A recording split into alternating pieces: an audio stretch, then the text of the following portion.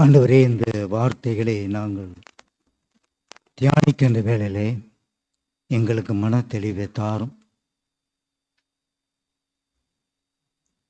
இயேசுவின் நாமத்திலே எடுத்து பார்க்கிறோம் நல்ல பிதாவே, ஆமென். தொடர்ந்து பவுல் அவர்கள் ரோமாபுரியிலே இருக்கிற விசுவாசிகளுக்கு எழுதுகிறார். அங்கே புறஜாதிகளும் இந்த ரோமர்கள் எல்லாருமே ரட்சிப்படையலை. ஆனால் யூதர்கள் தேசத்திலிருந்து சிதறடிக்கப்பட்டு ஒரு காலத்தில் அவர்கள் அந்த இத்தாலிய தேசத்திற்கு போய் குடியிருக்கிறார்கள். போகிற இடங்களிலே அவர்கள் இந்த சினகாக் ஜெப வீடுகளை அவர்கள் ஆயத்தப்படுத்தி அங்கே ஜெபிப்பார்கள். அந்த அந்த கம்யூனிட்டி ஆஃப் பீப்புள் அவங்க தான். அவர்களுக்கு, அந்த யூதர்களுக்கு இவர் எழுதுகிறார். ஆனால் இப்போது நம்ம எல்லாரும் இதை வாசிக்கிறோம். இந்த செய்தி நமக்கு கூட இருக்கிறது.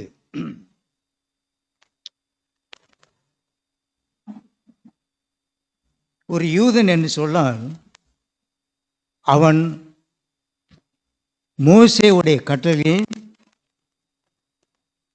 பின்பற்றுகிறவன்.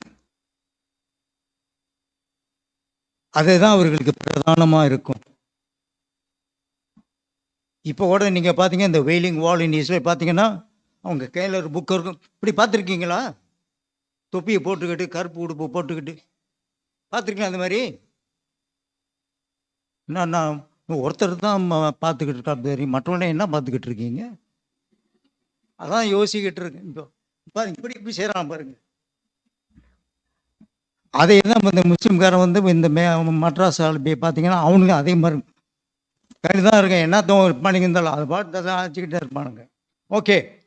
ரெண்டாவதாக அவர்கள் ஒரு விசேஷித்த ஒரு உறவு கடவுளிடத்தில் அவர்கள் இடத்துல இருக்கிறது. அவர்கள் ஏனென்றால் ஆண்டவர் தரிசனமாகி மோசே இடத்துல மாத்திரம், அதுக்கு முன்னையே ஆபிரகாம் இடத்துல பேசியிருக்கிறார். அடுத்தது கர்த்தருடைய சித்தம் என்ன என்று அவர் அறிந்தவராக இருக்கிறார்கள். இப்போ நம்ம கூட நம்முடைய வாழ்க்கையில் கூட ஒவ்வொருவரும் கடவுளுடைய சித்தத்தை அறிந்தவராக இருக்கணும். What is God wants me to do? அவருடைய சித்தம் என்ன? எது நல்லது, எது கெட்டது என்று அவரால் ஏனால் அவர்கள் வேதம் கையில் இருக்கிறதுனால, வேதம் எது தவறுன்னு சொன்னால் அது தவறு, வேதம் தவறு இல்லைன்னு சொன்னால் அது நல்லது. இது அவர்கள் நல்ல மனதில் அது பதிஞ்சு இருக்கிறது. அடுத்தது ஒவ்வொரு நாளும் இந்த வேதத்தை அவர்கள் படிக்கிறவர்கள், இந்த பெற்றிகளே த லா ஆஃப் மோசஸ் அது படிக்கிறவர்களாக இருக்கிறார். நம்ம கையில் பைபிள் இருக்கிறது, பழைய ஏற்பாடு இருக்கிறது, புதிய ஏற்பாடு இருக்கிறது. நம்ம கையில் இருக்கிறது விசேஷமான ஒரு புத்தகம். ஏனென்றால் பழைய ஏற்பாடு நம்பிக்கையில் இருந்துதான், யூத நம்பிக்கையில் இருந்துதான் நாம் புதிய ஏற்பாடுக்கு வந்திருக்கிறோம். அப்போ நம்மளும் அந்த வேதத்தை தியானிக்கிறவர்களாக காணப்படும். சத்தியத்தை அறியாதவர்கள் குருடுகிறாங்க. வேதத்தை இதனால் நமக்கு வேதத்தை உள்ளதமாக படிக்கப்பட்டதான், முன்ன படித்தது தான் இப்போ சொல்லிக்கிட்டு இருக்கிறேன். குருடர்களுக்கு வெளிச்சத்தை கொடுக்கிறவர்கள், வழிகாட்டியாக இருக்கிறவர்கள் அந்த யூதர்கள்.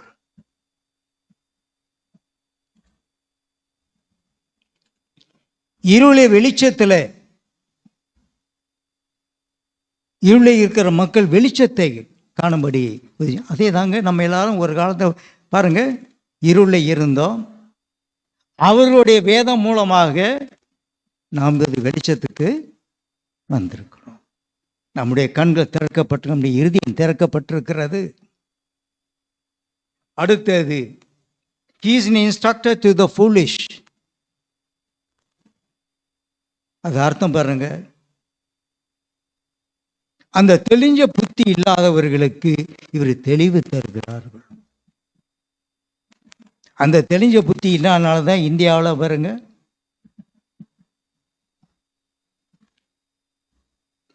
and he is the teacher to the infants. அது என்ன? வேதம் அறியாதவர் குழந்தை போல இருக்கிறவர்களுக்கு அவர் வழிகாட்டியார். இவ்வளவுலாம் இந்த யூதர்களை பற்றி பவுல் ஒரு யூதன், அவர்களை பற்றி அவர்கள் சொல்லுகிறார். யூதர் ரொம்ப பெருமை உள்ளவர்களாக இருக்கிறார், காணப்படுகிறார்.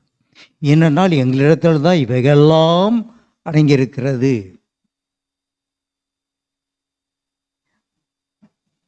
அதே நேரத்தில் ஒரு முக்கியமான காரியத்தை ஒன்று சொல்றார்.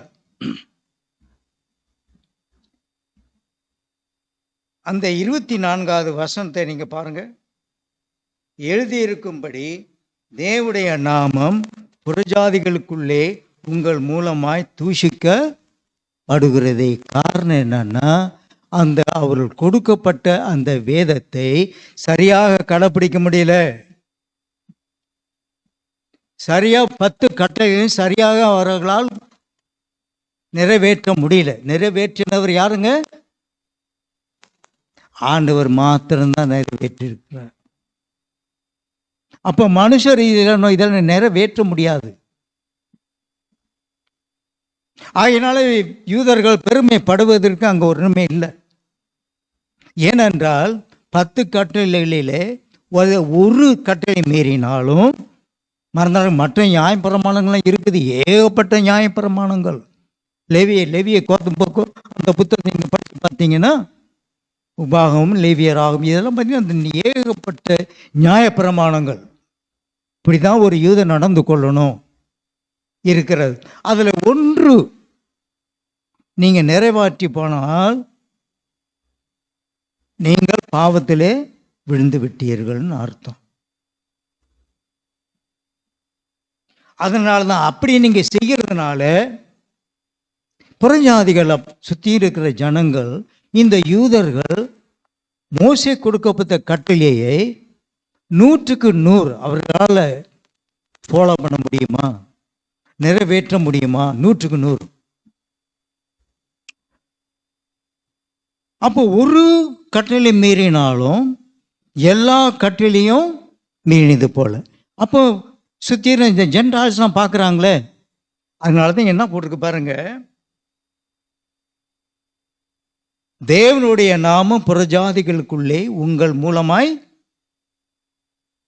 அடுத்த வார்த்தை என்னங்க, தூஷிக்கப்படுகிறது. கர்த்தருடைய நாமத்தை அவர்கள் மகிமைப்படுத்தாமல் யூதர் மேல் குறை கண்டு இவர்களே அவருக்கு மோசே மூலமாக கொடுக்கப்பட்ட கட்டளையை இவங்க நிறைவேற்ற முடியல. இவர் ஏன் எங்களுக்கு வந்து உபதேசம் பண்ணிக்கிட்டு இருக்காங்க? உங்களுக்கு கொடுக்கப்பட்ட கட்டளை இங்கே நிறைவேற்ற முடியலன்னா நீங்கள் என்ன இடத்துல என்ன சொல்ல அப்படின்னா இங்கே தெய்வ தூஷணம் இவங்க பண்ணிக்கிட்டு இருக்கானுங்க, புறஜாதிகள் சொல்லிக்கிட்டு இருக்கானுங்க. இது உங்களால் நீங்கள் இதை நிறைவேற்ற முடியலையே. நீங்கள் ஒரு 10 கட்டளை கொடுத்து இதில் ஒன்றில் நீங்கள் தவறி போனாலும் அதே மற்றவங்க பார்க்குறவங்க தேவ தூஷம், அவர்களுக்கு இல்லை, மற்றவர்கள் நம்ம பார்க்குறவங்கள அவர்களுக்கு அதே தேவ தூஷணம். என்ன யூதர்கள் இவ்வளோ பெருமையாக பேசிக்கிட்டு இருக்கிறாங்க, எங்களுக்கு மோசையுடைய பிரமாணங்கள்லாம் இருக்குது, ஆனால் அவர்களால் ஒன்றும் செய்ய முடியல. எல்லா பாவங்களும் செய்கிறாங்களே, கொள்ளை அடிக்கிறாங்களே, பொய் சொல்கிறாங்களே. அது ஒருத்தர் நான் படித்து பார்க்கும்போது ஒருத்தன் கொள்ளையே அடிச்சிருக்கிறான் பொய் சொல்லி. நாங்கள் ஜெருசலம் பட்டணத்தை வந்து கட்டி நாங்கள் கட்டணும், எங்களுக்கு தேவைப்படுது. அப்போது அங்கே உள்ளவங்க புறஜாதிகள் பாருங்கள், அவங்க ஒரு நன்கொடையை கொடுத்துருக்காங்க. அந்த நன்கொடை போய் எருசலேம் பட்டணத்துக்கு பயன்படுத்தவே இல்லை, எங்கே போச்சுன்னு தெரியல. அதே போல் தான் மலேசியாவில் பணமெல்லாம் அப்படியே காணாமல் போய்கிட்டு இருக்கு. நாங்கள் அதை செய்ய போகிறோம் இதை செய்ய போகிறோம்னு சொல்லிட்டு சொல்கிறது சரிங்களா?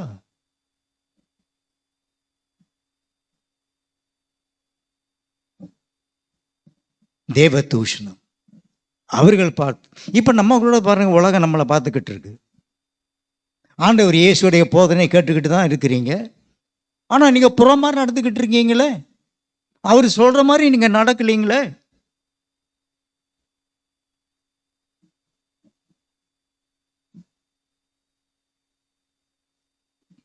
மகாத்மா காந்தி இருக்க காலத்தில்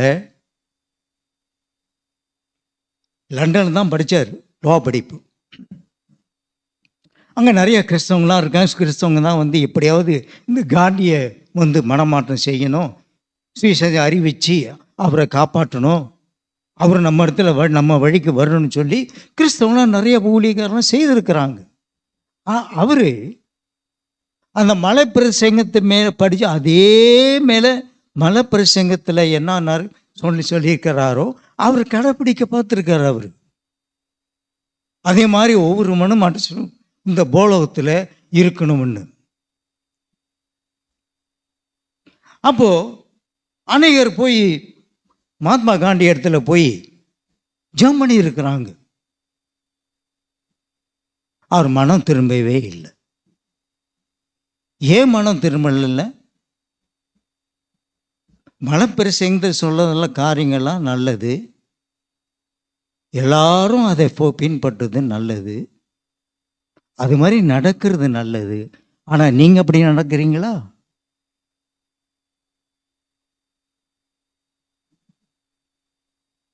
அதனால கடைசி வரைக்கும் அவர் வந்து மனம் திரும்பாமலேயே சுடுபட்டு சாகும்போது ராம் ராம் சொல்லி தான் செத்தார்.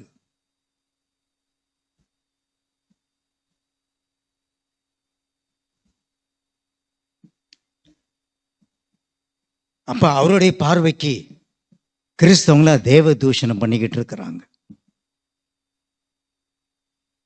பவுல் இருக்க காலத்துல அங்க இருக்கிற ரோமர்கள் இருக்கிற ஜனங்கள் தேவ தூஷணம்.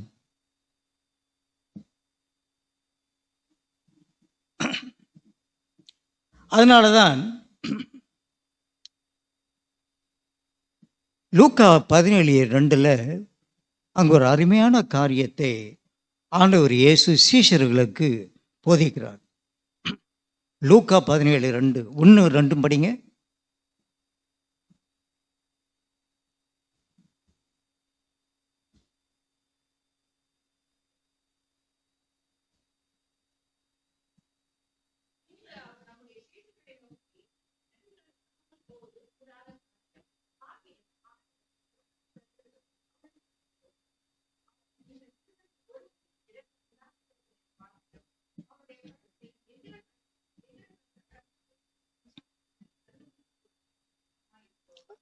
ஆண்டவருடைய போதனைக்கு வந்து ஒருத்தன் கழுத்தை தொங்கப்பட்டு அடுத்துல போறதுக்கு சொல்லலை.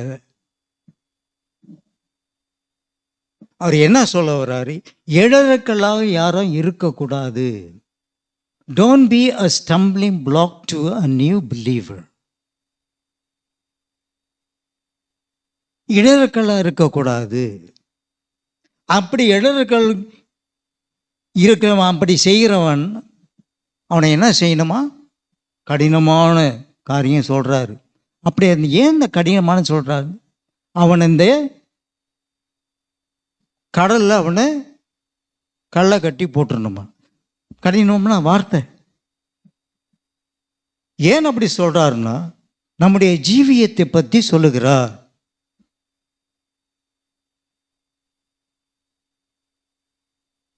ஆண்டவர் எவ்விதமாக அவர் பரிசுத்தமா இருந்தால் அதே போல இருங்க, நீதி அப்படி இருந்தாரோ அதே போல நீதியாய் இருங்க. பரிசுத்தமா ஆண்டவர் பரிசுத்தமா இருக்கிறதா நீங்களும் பரிசுத்தமா இருங்கள்.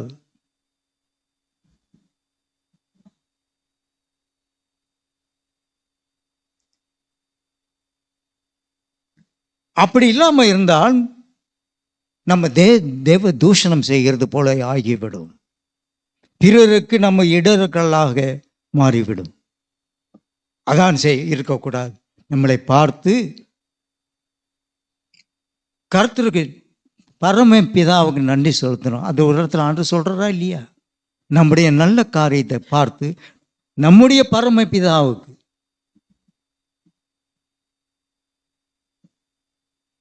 அவர்களுக்கு எந்த தெய்வத்தை பற்றி சொல்றதை பற்றி இல்லை, நம்மளுடைய நல்ல ஒழுக்கத்தை பார்த்து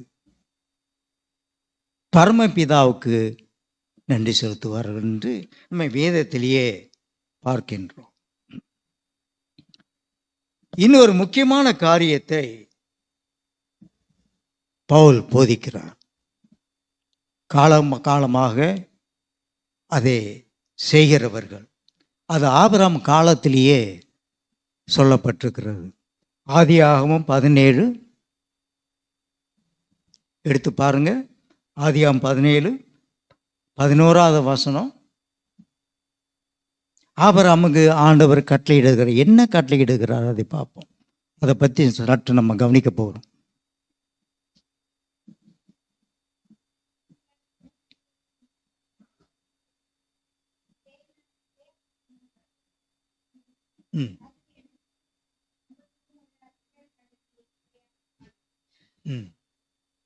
உட்காருங்கம்மா. நான் இன்னைக்கு தான் பாரு அந்த மூலையில் உட்காந்துருக்கிறது. இப்போது இங்கே உட்காந்துருப்பீங்க. சரி, விருத்த சேதனத்தை பற்றி சொன்னார். இது நம்மளுக்கு கேலியாக இருக்குது. ஏன்னா நம்ம அதை ப்ராக்டிஸ் பண்ணுறது கிடையாது. அது இந்துக்களுக்கு அது அர்த்தம் இல்லை. எப்படி பிறந்தோம்னா எப்படியோ அது அப்படியே இருக்கட்டும் சொல்லி நான் என்ன சொல்கிறேன் உங்களுக்கு தெரியும். விருத்த சேதனம் அது முஸ்லீம் மக்கள் தவறாமல் தன்னுடைய ஆண் பிள்ளைக்கு 12வது வயசு 13வது வயசுல அவங்க செய்திடுவாங்க. அது ஒரு பிற விழாவை கொண்டாடுறாங்க பாருங்க. யூதர்கள் எப்படி கொண்டாடுவாங்க? எத்தனை நாள் அவங்களுக்கு விருத்த சேதனம் செய்வாங்க? 8ஆம் நாள். வித்தியாசத்தை கவனிக்கணும். 8ஆம் நாளிலே யூதர்கள் தன்னுடைய ஆண் பிள்ளைக்கு விருத்த சேதனம் செய்வார்கள். அவர்களுக்கு ஏன் அவர் அர்த்தம் ஏன் செய்ய சொல்றாரு? ஆபிரகாமுக்கு ஆண்டவர் கட்டளை இட்டார். ஏன் இந்த காரியத்தை செய்தார்? ஒரு அடையாளமாக.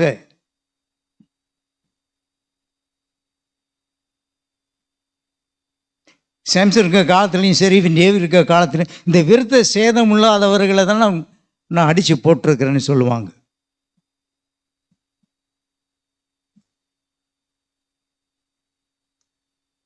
ஆகினால இது எல்லாத்துக்கும் ஒரு கட்டாயம் இல்லை. ஆனால் இந்த யூதர்கள் அதை கட்டாயப்படுத்துகிறார்கள். நீ ஒரு விசுவாசி ஆன பிறகு ஆண்டவர் இயேசுவை நீ ஏற்றுக்கொண்டாலும் நீ விருத்த சேதம் செய்தாகணும். அப்போதான் முழுமையாக உனக்கு ரட்சிப்பு கிடைக்கும். அப்படிப்பட்ட ஒரு போதனை.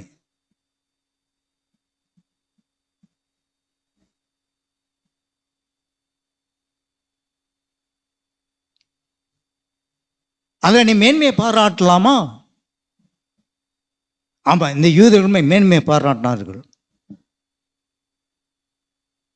ஏன்னா நான் கர்த்தருடைய பிள்ளை, நான் ஆபிரகாமுடைய சந்ததி.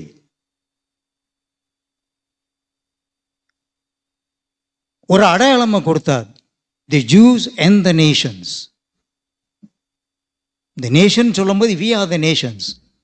Jews are Jews because they are the chosen people of God.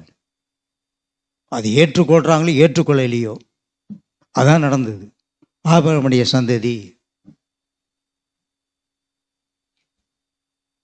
நாம் புறஜாதிகளாக இருந்து ஜென்டைல்ஸாக இருந்து அதை கடைபிடிக்கணும்.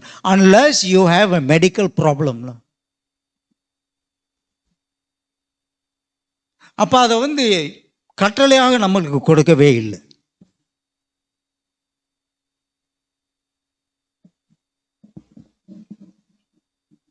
ஆனால் ஒரு முக்கியமான காரியத்தை அவர் போதிக்கிறார்.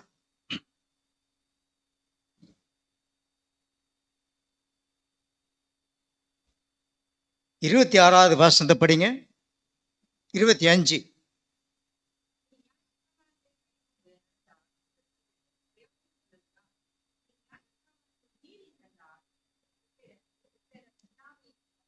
பார்த்தீங்களா?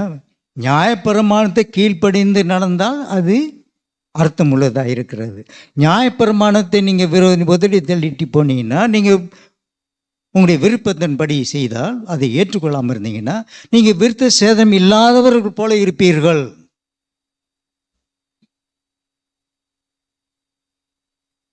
அவர் அந்த அந்த வார்த்தையை அவர் வேற எப்படி கொண்டு வருவார் பாருங்க.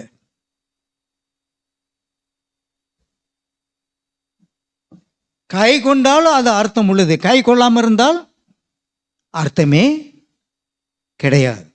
ஆகினால அதில் பெருமைப்படைய வேண்டிய ஒரு அவசியமே அது கிடையாதுங்க. இந்த வசனத்தை பார்க்காத முன்பு பழைய ஏற்பாட்டில் எரேமியா 4:4 எடுத்து படிங்க.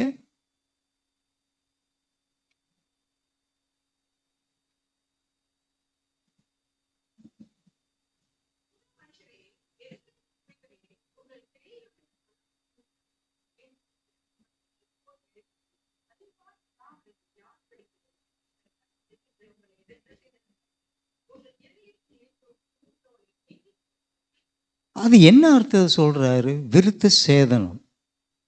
அப்போ விருத்த சேதனம் பண்ணிட்டு வரும் ஆட்டோமேட்டிக்கலாக நீங்கள் நல்லவன் ஆயிடுவீங்களா? ஆட்டோமேட்டிக்காக நீங்கள் உங்களுக்கு பக்தி வந்துருமா?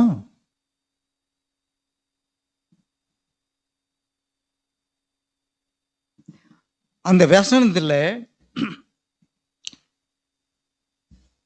தொடர்ந்து படிக்கணும். எரேமியா 9:26, 25, 26.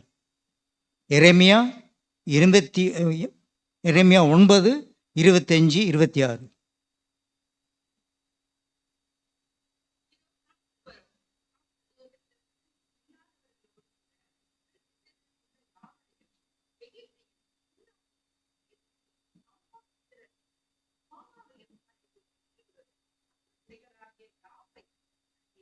கண்டிப்பேன்.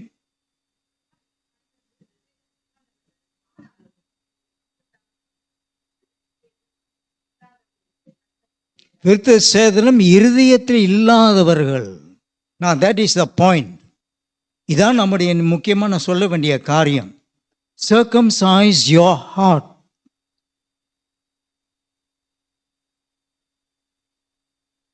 கிறிஸ்தவர்கள் கிறிஸ்தவ போல நடந்து கொள்ளுங்கள்.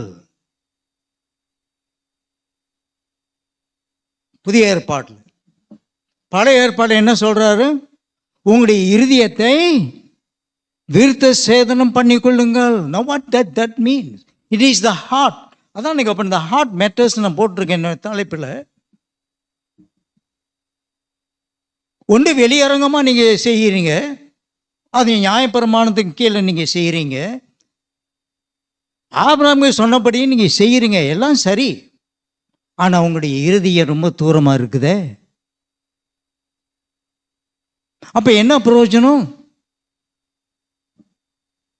தவறு செய்கிறவன், பாவம் செய்கிறவன் விருத்த சேதனை இல்லாத போல இருக்கிறான்.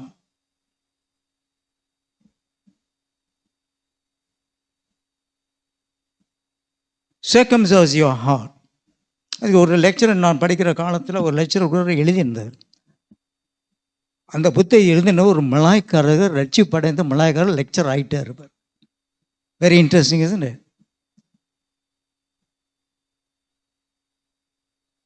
Circumcise your heart because he was a Malay and he knows. அவர்களுக்கு போதிக்கிறாரு, நீங்க எல்லாம் விருத்த சேதனம் செய்திருக்கிறீங்க, ஆனால் நீங்க விருத்த சேதனம் இல்லாத போல நீங்க நடந்துகிட்டு இருக்கிறீங்க.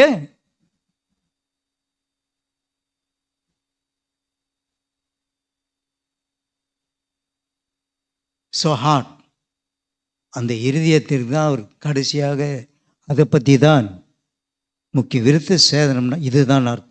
உங்களுடைய இருதயத்தை விருத்த சேதம் பண்ணிக்கொள்ளுங்கள். வெளியரங்கமாக காரியத்தை, எந்த காரியத்தை செய்தாலும்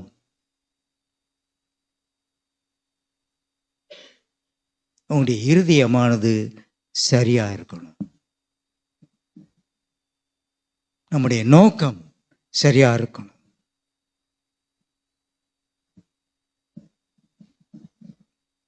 ஆண்டவர் அவர் எப்போதுமே நம் இதயத்தில் பேசுகிறவர். அந்த மெல்லிய குரலில் ஆண்டவர் பேசுகிறார்.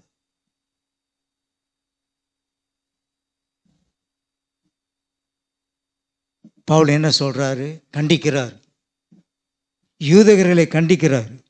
நீங்கள் இப்படி ஆபிரகாமின் சந்ததியும் சொல்லிக்கிட்டு இருக்கிறீங்க, விருத்த சேதனம் செய்கிறீங்க. அவர் சொன்னபடி 10 கட்டளை நீங்கள் கையில் கொடுக்கப்பட்டிருக்கிறது, ஆனால் நீங்க நடந்து கொள்வது காரியம் எல்லாமே சரியில்லை. உங்களுடைய இருதயத்தை விருத்த சேதனம் பண்ணி கொள்ளுங்கள்.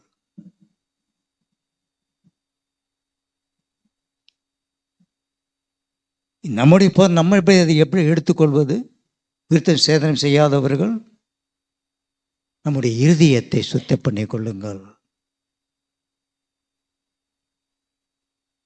நல்ல மனசாட்சியோட வாழ கற்றுக்கொள்ளுங்கள்.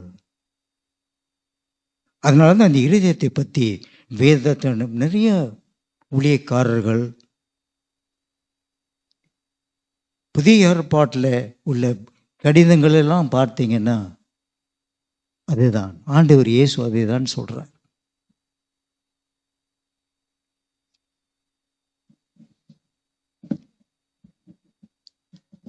கடைசியாக இதை பார்த்து முடிப்போம். உபாகமம் 10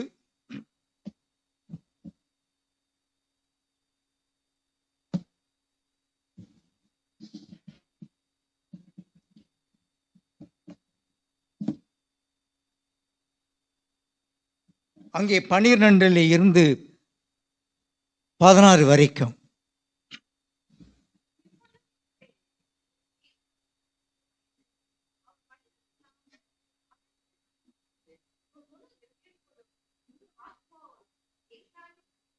செவித்து fear the Lord, கர்த்தருக்கு பயந்து நட.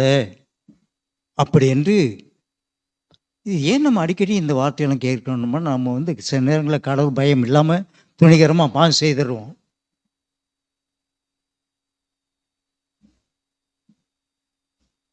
It happens. அடுத்தது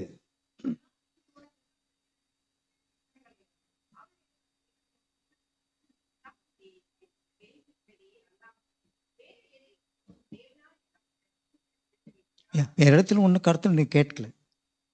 நான் உனக்கு கற்பித்த காரியத்தை நீர் கைக்கொள். இன்றைக்கு வேத வார்த்தை என்ன சொல்லுது? அதன்படி நம்ம அந்த நாள் முழுவதும் நடக்க கற்றுக்கொள்ளணும்.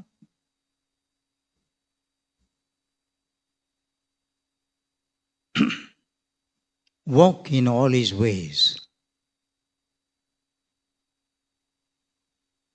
அடுத்த வாசனத்தை படிங்க.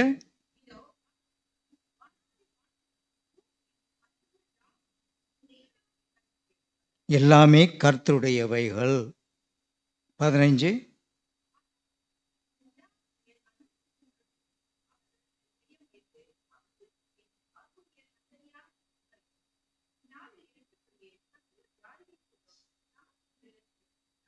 சரி, அங்கே என்ன சொல்லுங்க? Serve the Lord, love him. கர்த்தர் மேல் அன்பு கூறுங்கள். அடிக்கடி நம்ம சொல்லிக் கொண்டு தான் இருக்கணும்.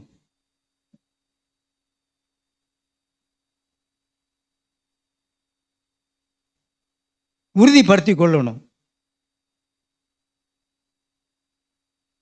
கர்த்தர் மேல் பிரியம் வைத்திருக்கிறார். We are the apple of his eye. அது அர்த்தம் என்னன்னா,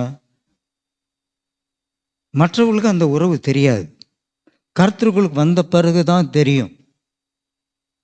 நம்மை விசேஷித்தவர்கள் என்று தெரியும். என்றால் கர்த்தர் நம் மேல் வைத்திருக்கிற அன்பு.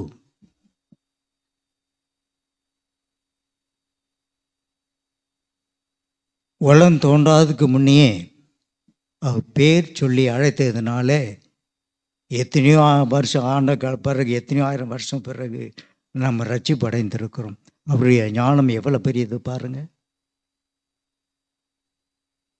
அவருடைய அன்பு.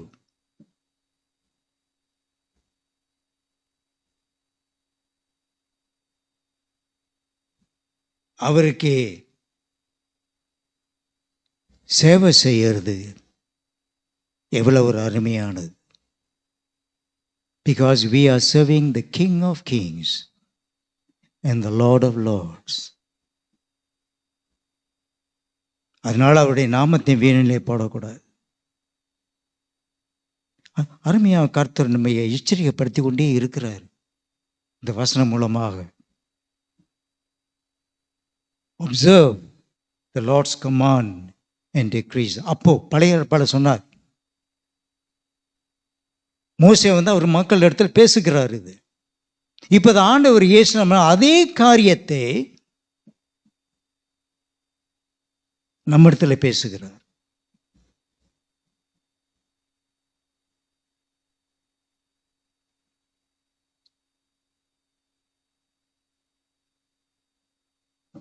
The Lord dwells in heavens, in the highest heavens. இந்த ஹெவன்ஸ் சொல்லும்போது இதை நான் பார்த்தேன், நேற்று கூட பார்த்துக்கிட்டு இருந்தேன் முந்தாண்டு. இதை நான் ஆயத்தம் பண்ணும்போதெல்லாம் நான் கடைசியாக சில நேரங்களில் எனக்கு தோணும், ஹெவன்ஸை பற்றி ஒரு நாளைக்கு போதிக்கணும். ஏன்னா ஹெவன்ஸ் பற்றி எப்போ ஒரு ஆள் செத்து போன பிறகுதான் ஹெவன்ஸை பற்றி பேசிக்கிட்டு இருக்கிறது. நம்ம அதான் கேட்டுக்கிட்டு இருப்போம்.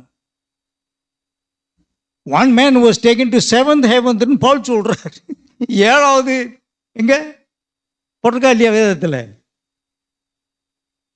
பவுல் சொல்றாரு, இப்போ நான் ரைட் நான் அந்த வசன நேரத்தில் கிடைக்கல. ஏழாவது ஹெவன்ஸை கொண்டு போயிட்டாராம். போயிட்டு வந்துட்டான். பிறகு ஒரு கொஞ்ச நாளுக்கு முன்னே தான் தினகரன் கூட சொல்லிக்கிட்டு இருந்தான், நான் கர்த்தர் என்னை பரலோகத்துக்கு கொண்டு போனார். நான் that is up to you to accept no. ஏன்னா நம்முடைய அனுபவம் இல்லையே, அது அவருடைய அனுபவம்.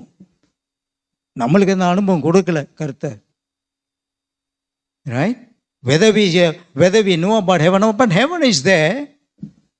But இந்த level of heaven இருக்குன்னு நம்மளுக்கு ரொம்ப நுட்பம் நம்மளுக்கு தெரியாது. What is revealed to us is ours, la.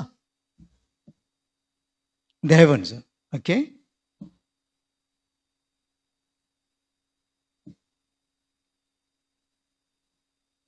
அடுத்தது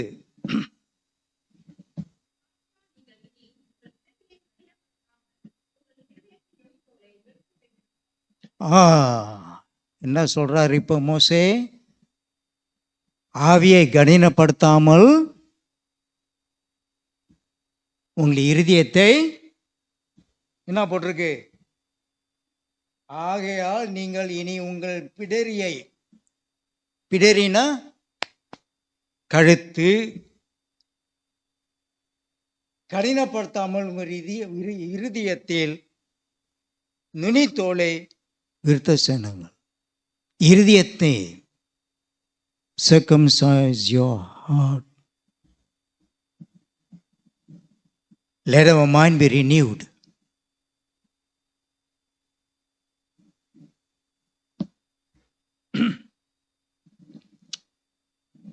Do not be stiff-necked.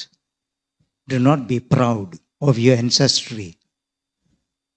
Even today, the Jews are very proud of their ancestry. Am I right? இந்த காலத்தில் கூட யூதர்கள் அவங்களுடைய முன்னோர்களை மறக்காம, அது மறக்க நம்ம தான் சீக்கிரமா மறந்தும் பெருமை இருக்கு.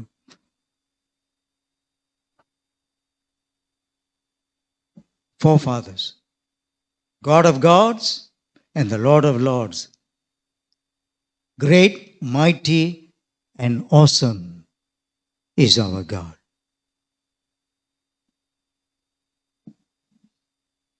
ஆண்டவர் தாமே இந்த வசனங்களை கொண்டு நம்மை பலப்படுத்துவாராக. Let us be honest believers, sincere believers in the Lord Jesus Christ.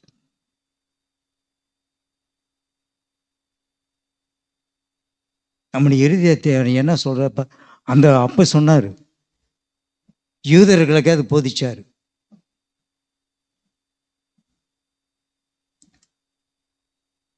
ஆண்டவர் இயேசு அதே காரியத்தை வேற விதமா அவர் சொல்லியிருக்கிறார். ஆண்டவர் எப்படி நேசிக்கணுமா? முழு இழைத்தோடும் முழு, அதுதான் நம்முடைய இந்த இன்னைக்கு சொல்லுகிற காரியம். ஆண்டவர் தாமே நம்ம இருதயத்தை ஸ்திரப்படுத்துவாராக, பலப்படுத்துவாராக, பரிசுத்தப்படுத்துவாராக, பாவத்தை எதிர்த்து நிற்க நம்மளுக்கு திராணி உள்ளவர்கள் ஆகியிருக்க உதவி செய்வாராக. ஜெபம் செய்வோம்.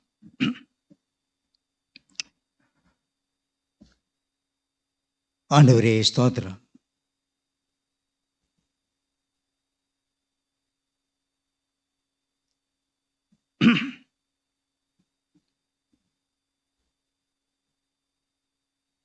இதயத்திலே சுத்தமுள்ளவன் பாக்கியவான்.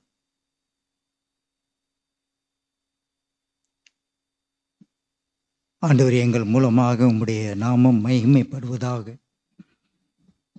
எங்களுடைய குற்றங்களையும் குறைகளையும் நீர் மன்னிப்பீராக சுவாமி. நீ சொன்ன வார்த்தையை நாங்கள் கீழ்ப்படியாமல் போனால் எங்களை மன்னியும் சுவாமி. என்னுடைய இதயத்தை நீ சுத்தம் செய்வீராக.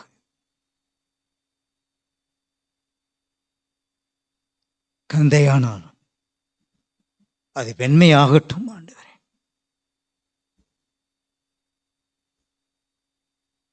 அது வெண்மையாக இருந்தாலும் அது பசுமையாகட்டும். இப்படிப்பட்ட காரியத்தை தான் சுவாமி உம்முடைய பிள்ளைகளிடத்திலே எதிர்பார்த்து கொண்டிருக்கிறேன். ஏனென்றால் எங்களை கொண்டுதான் இந்த பூலோகத்தில் ஊழியம் செய்யும்படியாகவும் உமக்கு சாட்சியாக வாழவும் எங்களை வைத்திருக்கிறேன். அதற்காக நன்றி செலுத்துகின்றோம். இயேசுவின் நாமத்தில் எடுத்து பார்க்கிறோம் நல்ல பிதாவே. எல்லாரும் சேர்ந்து ஆமென்.